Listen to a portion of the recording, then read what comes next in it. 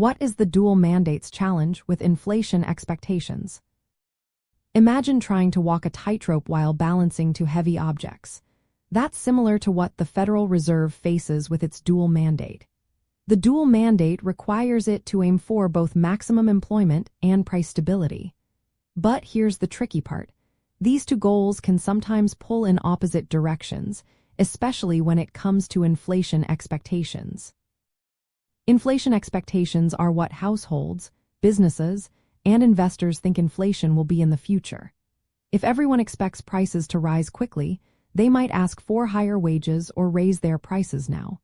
This can make inflation actually go up, creating a cycle that's hard to control.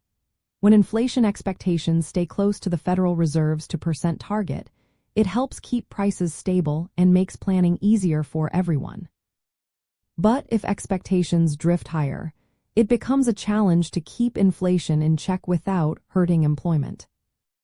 The Federal Reserve mainly uses interest rate adjustments to manage both inflation and employment.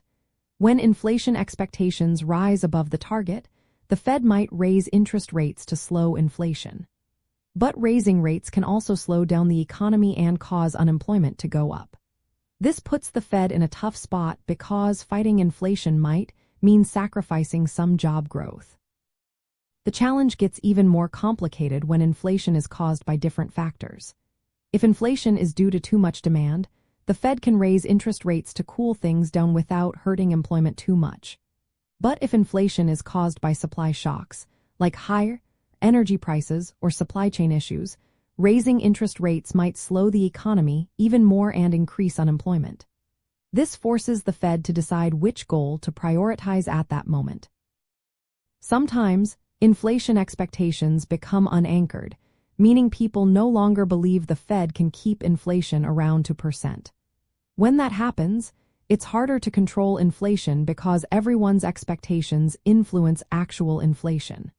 If people start expecting higher inflation, it can become a self-fulfilling prophecy that makes inflation worse. To manage this, the Fed communicates its goals clearly and uses forward guidance to shape what people expect.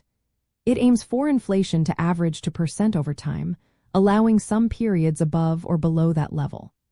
But if inflation expectations get too high, the Fed has to tighten policy more aggressively, which can lead to higher unemployment and slower growth.